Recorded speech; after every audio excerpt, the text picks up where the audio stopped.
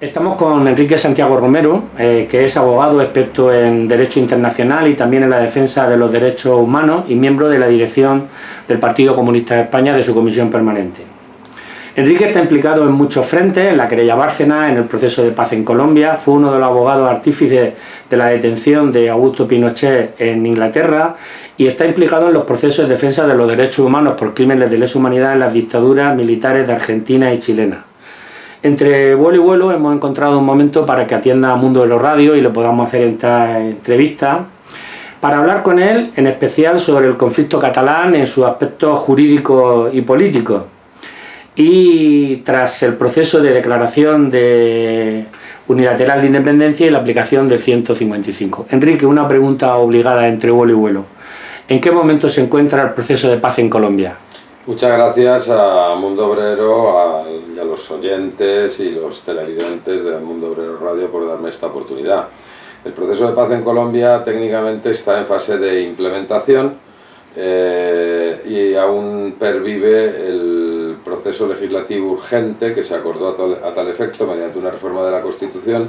el denominado Fast Track, para poder tramitar las leyes de implementación rápidamente. Está habiendo unos retrasos considerables que hacen peligrar una correcta implementación del acuerdo. Para que nos hagamos una idea de la situación, en el acuerdo se estableció un compromiso de implementación de las medidas más trascendentales o más urgentes establecidas en el acuerdo.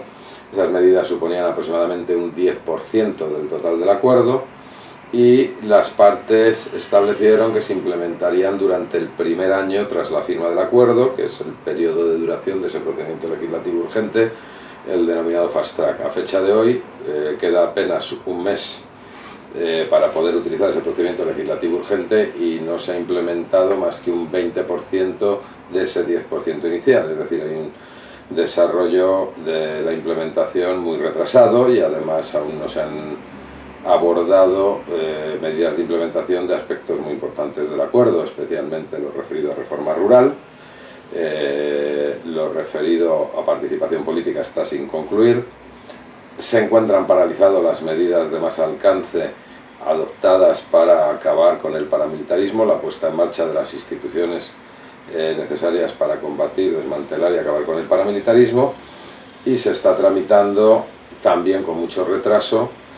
la legislación necesaria para poner en marcha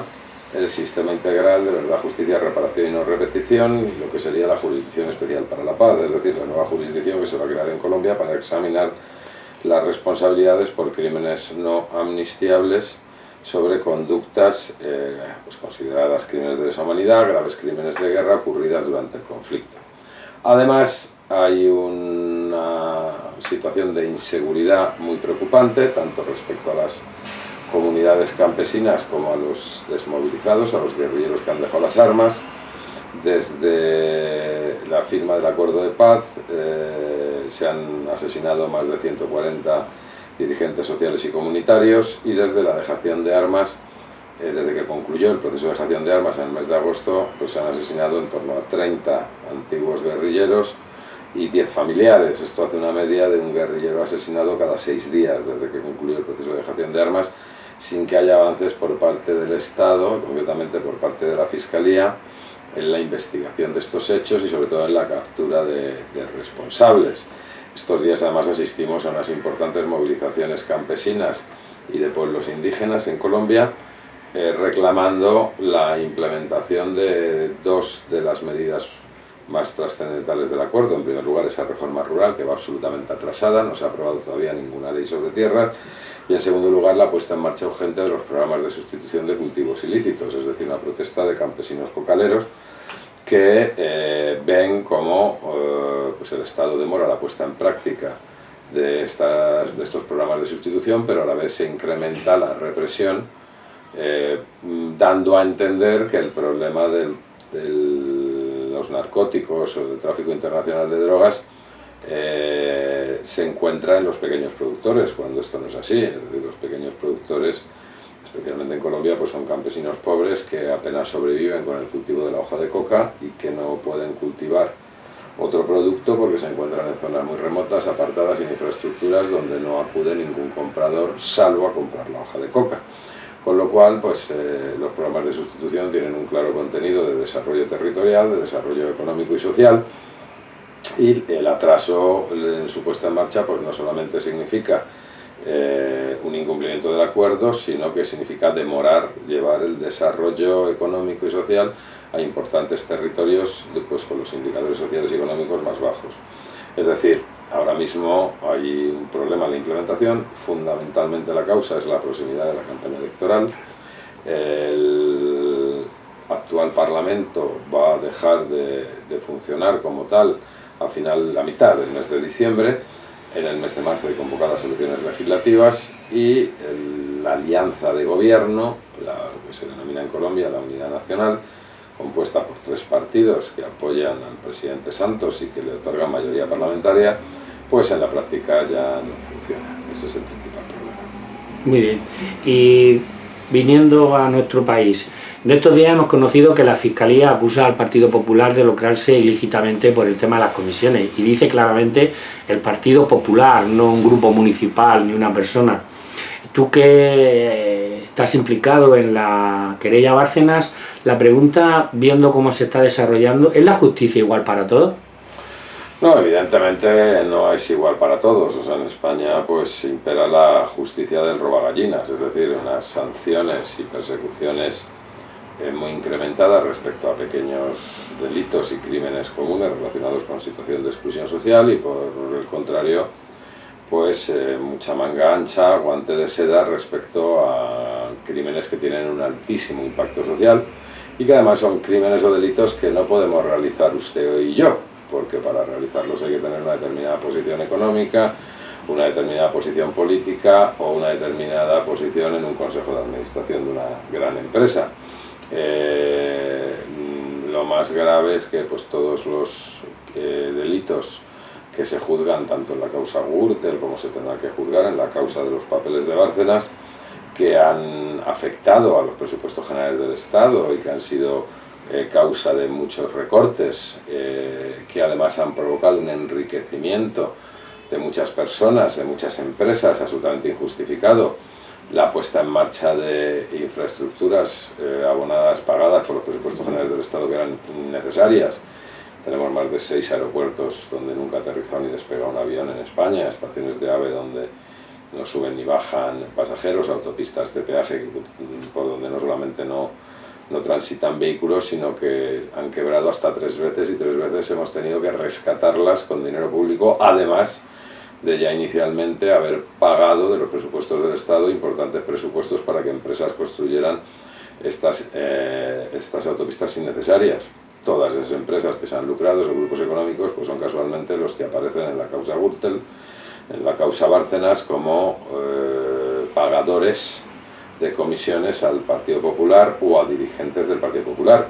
Y estos delitos, pues en el peor de los casos, llevan aparejadas sanciones de hasta 8 años, sino únicamente inhabilitación política, como es el caso de la prevaricación, ¿no? Con lo cual pues hay una descompensación en el propio Código Penal. Lo que desde luego ha venido quedando acreditado, y eso es algo que sí que debe al menos complacernos, pues es que la posición jurídica que inicialmente defendía en solitario la acusación de Izquierda Unida cuando interpuso la querella Bárcena, es decir, que concurría, además de los delitos de prevaricación, de cohecho, de alteración del precio de las cosas, corrupción en general, existía también un delito de organización criminal, es decir, dentro del Partido Popular se construyó una organización criminal que ha venido funcionando durante años de forma ininterrumpida. Cuando nosotros formulamos esta tesis en la querella Bárcenas, por primera vez en la lucha contra la corrupción del Partido Popular, pues la contestación del Partido Popular fue ni más ni menos que presentarnos una querella por calumnias a los abogados que formulamos la querella Bárcenas. Obviamente esa querella tuvo poco recorrido, pero lo más importante no es eso, es que a lo largo de la instrucción de los procedimientos, pues la Fiscalía Anticorrupción poco a poco ha ido asumiendo este mismo criterio. Comenzó la Fiscalía de la Comunidad Valenciana y posteriormente pues han continuado las fiscales que han llevado adelante la acusación en el caso Gürtel, especialmente por su trabajo y su dedicación, la fiscal Concepción Sabadell. Y pues como hemos visto recientemente, las conclusiones, todavía no conocemos la sentencia, las conclusiones de la acusación ejercida por la Fiscalía, pues se formulaba claramente que en el seno del Partido Popular ha existido una organización criminal perfectamente estructurada, organizada, con reparto de tareas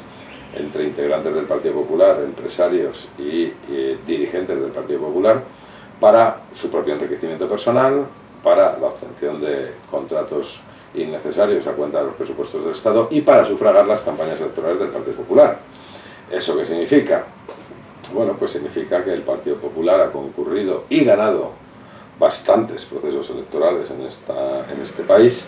tanto en elecciones municipales como autonómicas como en las generales,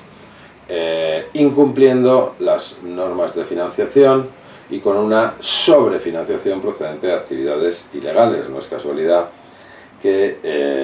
el Partido Popular tenga ya en varios procedimientos la calificación de partícipe en la comisión de los delitos o de beneficiario a título lucrativo de esos delitos. Es decir, el Partido Popular como tal persona jurídica sí está siendo acusada y sí ha sido investigada. No hay que olvidar que ya en 3 ocasiones la Policía Judicial ha tenido que registrar las sedes del Partido Popular debido a su absoluta falta de cooperación con la causa. Y no solamente eso, que se ha abierto un procedimiento judicial, es el único procedimiento judicial que ha habido en la historia de este país, donde el principal acusado es un partido político, en este caso el Partido Popular, un procedimiento abierto por la acusación que nosotros ejercemos en nombre de Izquierda Unida, que es el de destrucción de pruebas, el de la destrucción por parte del Partido Popular de los ordenadores del señor Bárcenas, donde se encontraban pues presuntamente importantes pruebas incriminatorias del funcionamiento de esta organización criminal. Y volviendo al Partido Popular, perdona que te interrumpa, y ya pasamos al tema de Cataluña. ¿Crees que hay algunos sectores que lo plantean, el Partido Popular está utilizando a la justicia o determinados elementos de la justicia para hacer política sobre Cataluña? Bueno, sin duda alguna, ¿no? No hay más que ver cómo, por ejemplo, en los autos de prisión dictados contra los miembros del Gobierno de Cataluña, la jueza de la Audiencia Nacional hace un copia y pega de la querella presentada por la Fiscalía General del Estado, que aunque formalmente tenga independencia, pues como todo el mundo sabe en nuestro país, no es en absoluto independiente, porque el nombramiento de su máximo responsable depende directamente del gobierno de turno, y también el cese también depende del gobierno de turno. Es decir, todos hemos visto cómo fiscales generales nombrados que no respetaron o no acataron los criterios del Partido Popular, pues fueron inmediatamente cesados y sustituidos por otros que sí que han venido cumpliendo con estos criterios del Partido Popular. En materia, en todo lo que está ocurriendo en torno a Cataluña, pues lo que se ve es una absoluta coordinación entre las posiciones políticas del Partido Popular y la actuación de la justicia, especialmente la actuación de la Fiscalía General de la Nación, de una forma del Estado, la Fiscalía General del Estado, de una forma desproporcionada. La prueba de que es desproporcionado pues es el distinto tratamiento que está dando a la misma situación de hecho, a las mismas conductas supuestamente delictivas, por un lado la Audiencia Nacional, por otro lado el Tribunal Supremo y por otro lado pues tribunales de un tercer país, en este caso de Bélgica, ¿no? Que pues no han visto la necesidad de tomar ningún tipo de medida de restricción de libertad respecto a los miembros del gobierno autónomo, del gobierno y al presidente de la Generalitat que se encontraban en ese país. Es decir, hay una clara utilización política de la justicia por parte del Partido Popular. Hay una cuestión que es el proceso, para situarnos. Está el recurso que hace el PP en 2010 contra el Estatut, que fue aprobado en Cataluña por el pueblo y aprobado por el Congreso. Está la declaración unilateral de independencia, la aplicación del 155. Y mira, es todo un proceso de lo que estamos planteando. ¿Cuál es tu visión? Evidentemente el pueblo de Cataluña tiene sobrados motivos para sentirse ninguneado y no respetado en sus procesos de decisión democrática, ¿no? Piénsese que el Estatuto de Autonomía pues se aprobó en primer lugar de forma mayoritaria por el Parlamento de Cataluña de forma mayoritaria es por todos los partidos que entonces formaban parte de él, salvo el Partido Popular, que después fue sometido a referendación popular en Cataluña y aprobado por una inmensa mayoría de la población, pero posteriormente fue llevado por Mariano Rajoy, entonces secretario general del Partido Popular, en la oposición al Tribunal Constitucional, y el Tribunal Constitucional pues declaró inconstitucionales distintos artículos, algunos de los cuales que figuran exacta y literalmente, por ejemplo, en el Estatuto de Autonomía de Andalucía. Es decir, que lo que es bueno y constitucional para la autonomía de Andalucía parece ser que es inconstitucional y malo para la Comunidad Autónoma de Cataluña. Es decir, es nuevamente una autorización muy fraudulenta y muy política de los aparatos de justicia. Esto tiene una explicación muy clara, que es la forma en que nuestro país elige el Tribunal Constitucional. Los integrantes se eligen entre los dos partidos mayoritarios, con un reparto prácticamente con una alternancia y un predominio en este momento pues claramente conservador de los integrantes del Tribunal Constitucional. Después de eso, claro, el pueblo de Cataluña pues da una mayoría parlamentaria, no desde luego, no una mayoría en número de votos, pero sí una mayoría parlamentaria a fuerzas que claramente han manifestado durante la campaña electoral su ánimo independentista y siendo conscientes de esa situación, probablemente esas decisiones de Mariano Rajoy de llevar al Tribunal Constitucional el Estatuto de Autonomía pues incrementó el número de independentistas. Piénsese que en ese momento cuando se aprueba el Estatuto de Autonomía de Cataluña, que recurre el Partido Popular ante el Constitucional, apenas un 14% de los catalanes se declaraban independentistas. Hoy día se declaran casi un 50%. Es decir, a cada error del Estado o cada actuación que en Cataluña se ve como una agresión, pues tiene como resultado un incremento del ánimo independentista. Por eso, pues nosotros lo que hemos venido diciendo, el Partido Comunista de España, en Izquierda Unida, es que esta situación tiene mal arreglo si no hay un diálogo y un acercamiento entre las partes. Es decir, la fuerza, abordar una cuestión tan netamente política con medidas autoritarias o con imposiciones por ambas partes, ¿no? Pues a lo que lleva es a exacerbar el conflicto y a dejar cualquier posibilidad de entendimiento. Pues obviamente el Partido Comunista de España siempre ha defendido el derecho a decidir, la expresión democrática de la ciudadanía, pero eso no significa que nosotros defendamos la independencia, sino todo lo contrario. Nosotros lo que defendemos es la unidad de todo el Estado, de todos los pueblos de España. No somos partidarios de que se establezcan nuevas fronteras, sino todo lo contrario, de que los pueblos, no solamente de España, de la península ibérica, de Europa, del mundo, pues puedan unirse en defensa de sus intereses frente a los intereses del capital, que son los que se aprovechan actualmente de toda situación política convulsa. Y bueno, pues en ese sentido lo que nos parece es que la situación de Cataluña no se va a arreglar hasta que no seamos capaces de romper ese enfrentamiento entre dos bloques, un bloque claramente independentista y un bloque claramente nacionalista español, con demasiadas reminiscencias franquistas y que desde luego no es capaz de comprender que España es un Estado plurinacional, no porque lo diga la Constitución de 1978, que lo dice, sino porque esa es la realidad histórica de la que venimos y de nuestro nacimiento y conformación como país a lo largo de la historia. Hay un debate sobre qué contempla y qué no contempla el artículo 155 de la Constitución, puesto que no tiene un desarrollo legislativo. Hay sectores que creen que el Partido Popular lo va aplicando sobre la marcha en función de sus intereses políticos más que de una línea jurídica, digamos, actual, moderna, ¿no? ¿Qué opinas? Claramente no tiene desarrollo mediante una ley orgánica, eso es obvio, ¿no? Ni orgánica ni no orgánica. El artículo 155 carece de desarrollo normativo, con lo cual es un artículo que se está aplicando de forma directa, lo cual a su vez permite una absoluta arbitrariedad. El artículo 155 no contiene una autorización expresa para que el gobierno del Estado intervenga en ninguna comunidad autónoma. Y una cuestión tan grave como dejar sin efecto las competencias de una comunidad autónoma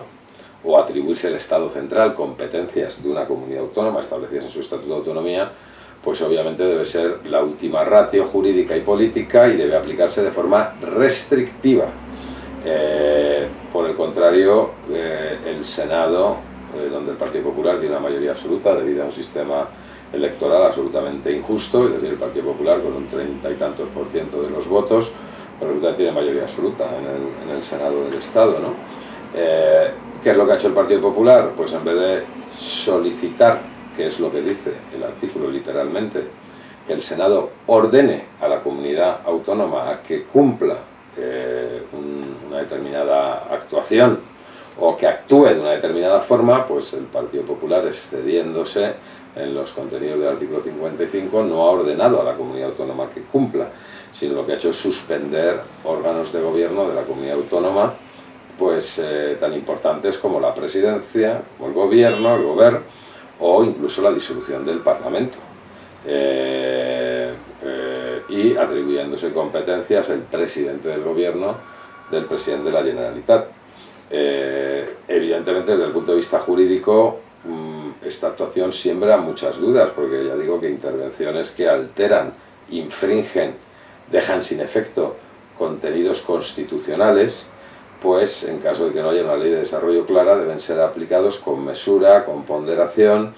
y con prudencia, y no se ha hecho nada de eso, sino que se ha tomado desde el primer momento la solución más traumática y más invasora de competencias de la comunidad autónoma. Es decir, el artículo 55 no autoriza a que el gobierno asuma competencias de ninguna comunidad autónoma, sino lo que autoriza es que el gobierno ordene a los órganos de la comunidad autónoma un determinado comportamiento o la adopción de unas determinadas medidas. Y siguiendo con esa línea, hemos visto cómo se han aplicado diferentes criterios a la hora de la declaración del vicepresidente de la Generalitat y los consejeros, como los miembros de la mesa, uno por la Audiencia Nacional y otros por el Supremo. Es decir, allí haya habido una diferencia de criterios según parece, pero luego, y sin embargo, las medidas que se le aplican al vicepresidente y a los consejeros, algunos sectores, nosotros también pensamos que son excesivas, creemos que es un exceso de celo, por decirlo de alguna manera, de la justicia. ¿Cuál es tu opinión? Está habiendo una utilización de los órganos judiciales de forma absolutamente politizada, y eso es una vergüenza, y lo acabará pagando el Poder Judicial si no es capaz de decir algo y de oponerse a esa manipulación a la que está siendo sometida, ¿no? Y digo, ¿por qué? En primer lugar, no cabe ningún tipo de dudas de que la Audiencia Nacional no es competente para instruir delitos de rebelión. No cabe duda porque lo ha establecido la Audiencia Nacional en el año 2008 mediante un auto no adoptado por una sección de la Audiencia Nacional, sino por el Pleno de la Sala, es decir, por todos los magistrados de la Audiencia Nacional, concretamente para decidir sobre la querella interpuesta al juez Garzón por la tramitación de las causas contra el franquismo, que el juez Garzón utilizó el delito de rebelión. La Audiencia Nacional en ese momento dijo que claramente no era competente, y añadió, ni ha sido nunca la Audiencia Nacional competente para instruir los delitos de rebelión, y posteriormente este criterio fue ratificado por el Tribunal Supremo, que al admitir a trámite la querella contra Garzón,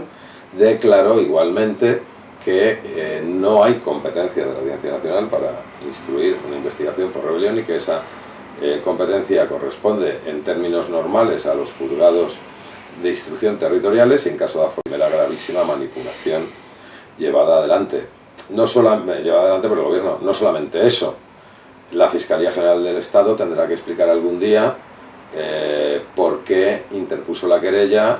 cuando estaba de guardia determinada jueza,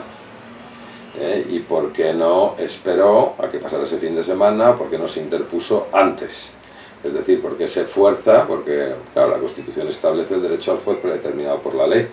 y el hecho de que la acusación, en este caso la Fiscalía, pues vaya buscando el juez que entiende más propicio, pues desde luego eso vulnera el derecho al debido proceso y las garantías de cualquier procedimiento. Hay otra cuestión sobre la competencia del Tribunal Supremo que también es muy discutible, porque el Tribunal Supremo se arroga la competencia a petición de la Fiscalía, esgrimiendo que las conductas realizadas claramente en Cataluña han tenido un efecto fuera del territorio de Cataluña. Bueno, según ese criterio, cualquier delito tiene un efecto fuera del territorio donde se ha cometido. Pero es más, lo que es más llamativo es que la Fiscalía General del Estado ha interpuesto, previamente a las querellas puestas en la Audiencia Nacional del Tribunal Supremo, ha interpuesto ya 3 querellas por estos mismos hechos, realizados bien por el Gobierno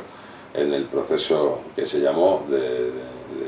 Declaración Unilateral de Independencia, a lo largo de todo el proceso, o bien por la Mesa del Parlamento. En los 3 casos, la Fiscalía ha presentado las querellas ante el Tribunal Superior de Justicia de Cataluña y ha argumentado que ese era el tribunal competente. Sorprendentemente, una vez efectuada la DUI, la Declaración Unilateral de Independencia, efectuada, por cierto, sin ningún valor jurídico, porque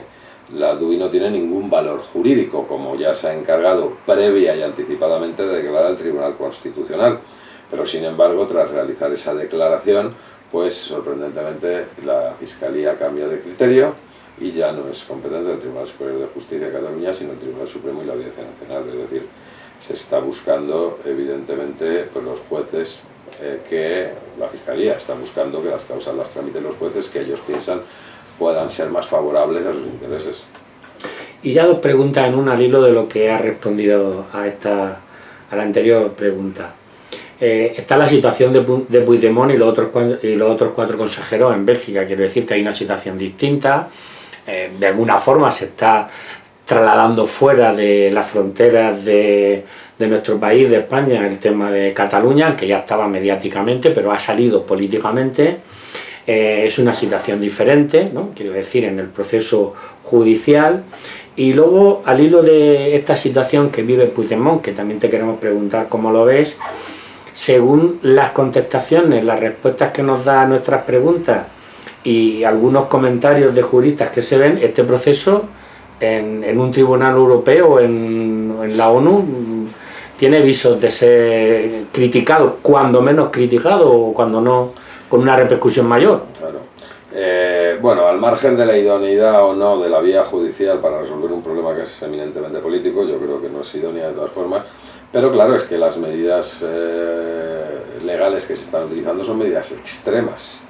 Es decir, en materia de libertad provisional, pues lo que rige es el principio favor libertis.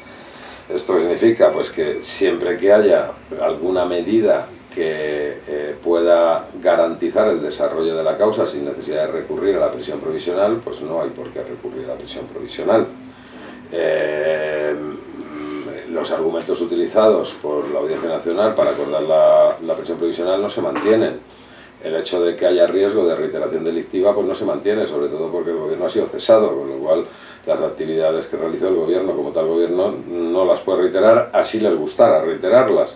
En segundo lugar, el riesgo de destrucción de pruebas. El riesgo de destrucción de pruebas no existe en la medida que estas personas ya no desempeñan sus cargos públicos, no pueden acceder a las oficinas de la administración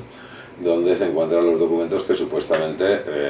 van a destruir. Y así podríamos seguir mencionando criterios pues, que en absoluto se cumplen. ¿Cuál es la prueba evidente que acredita que son innecesarias estas medidas? Pues lo que está ocurriendo en Bélgica. Es decir, son las mismas conductas, son las mismas normas europeas, son las mismas personas, miembros del mismo gobierno, y bueno, pues los tribunales belgas,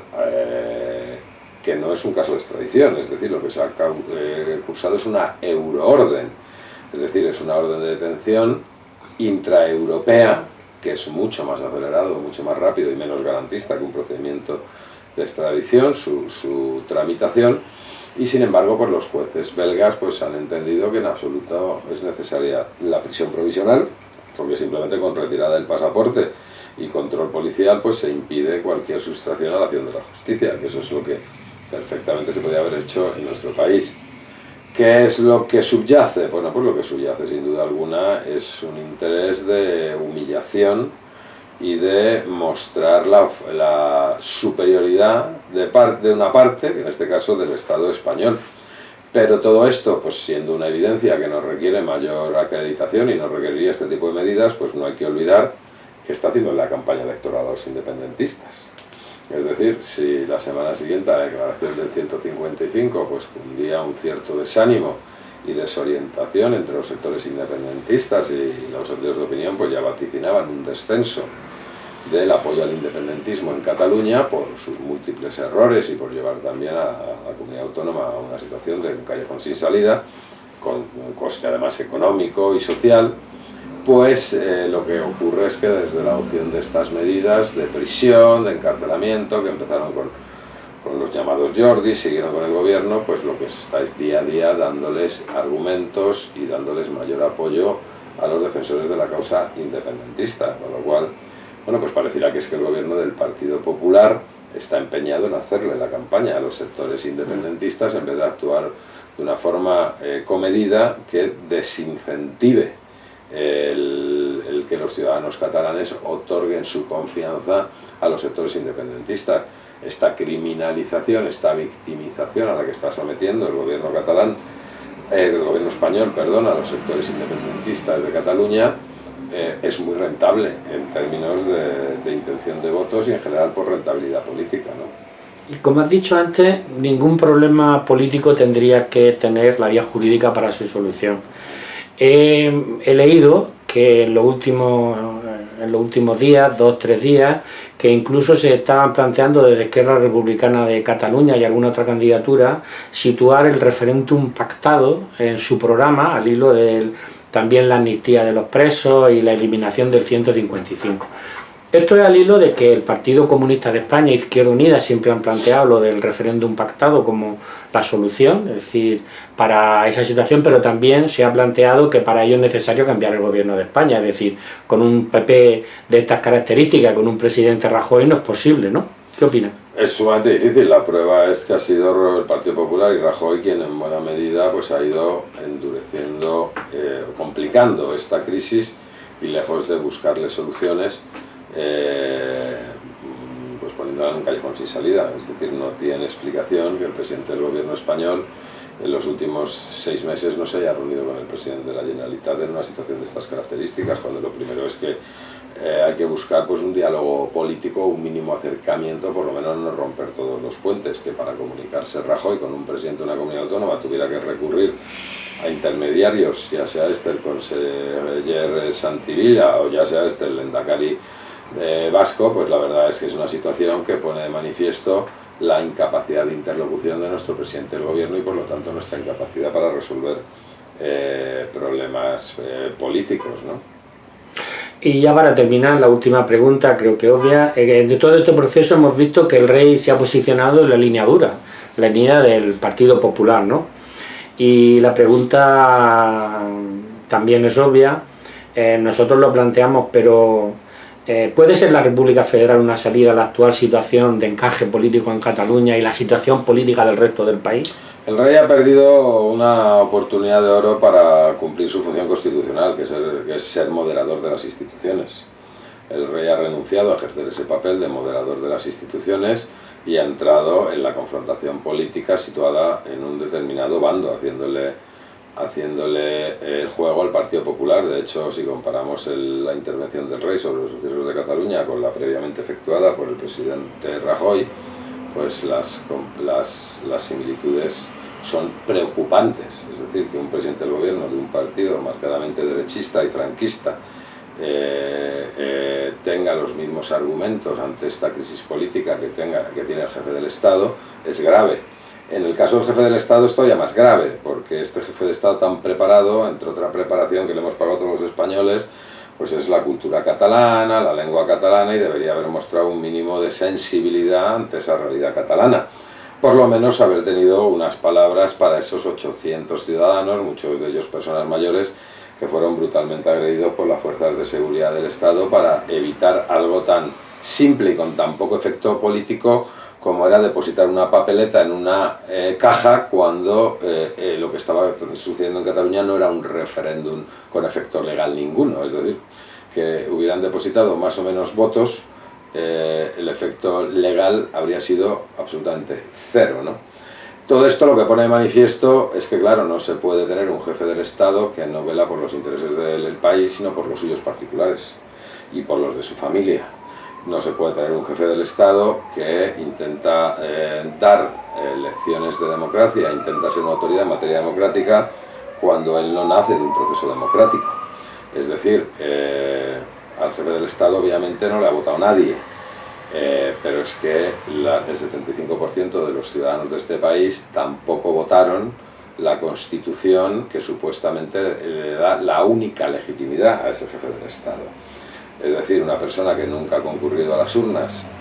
que nunca los ciudadanos de este país, la mayoría de los ciudadanos de este país, han podido manifestar democráticamente su opinión sobre esa jefatura de Estado, pues debería actuar con mayor ponderación política y con mayor equilibrio, cuando menos. En todo caso, pues todo este contexto y el hecho de que el rey, el jefe de Estado, se haya ubicado en una de las partes del conflicto, pues lo que pone de manifiesto es que hacen falta instituciones moderadoras. A fecha de hoy, lo que resulta evidente es que las únicas instituciones moderadoras que pueden haber en este país para garantizar su unidad, para garantizar que esa unidad además sea armónica, que no sea traumática, pues son instituciones surgidas de un proyecto colectivo que abracen todos los pueblos del Estado y todos los ciudadanos del Estado. Eso en cualquier país democrático, de forma por mayoría arrasadora, pues es una república. Lo que tienen que darse cuenta los ciudadanos de nuestro país es que nosotros somos una anomalía histórica. Es decir, somos de los pocos países de Europa donde quedan monarquía y de los todavía menos países del hemisferio occidental donde existen monarquías. O sea, las monarquías son una reminiscencia del pasado que solamente perviven en las culturas más atrasadas de determinados países árabes y en países asiáticos también muy atrasados habitualmente. Es el único lugar, porque no puede ser de otra forma, porque claro, imponer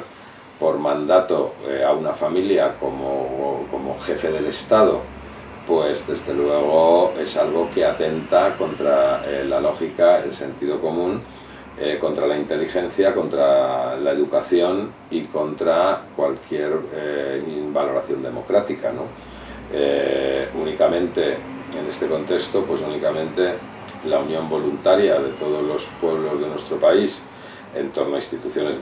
profundamente democráticas, como tiene que ser la República, y donde se pueda votar todas y cada una de las instituciones del Estado, incluida la jefatura del Estado, todo ello en forma de República Federal, pues es la manera, desde luego, más sencilla de preservar la unidad y preservarla con armonía y con cohesión, ¿no? Y entre todos los pueblos de España poder construir un proyecto común de país. Pues muchas gracias, Enrique, por atender a Mundo Obrero Radio, y hasta la próxima, que sea pronto. Un placer.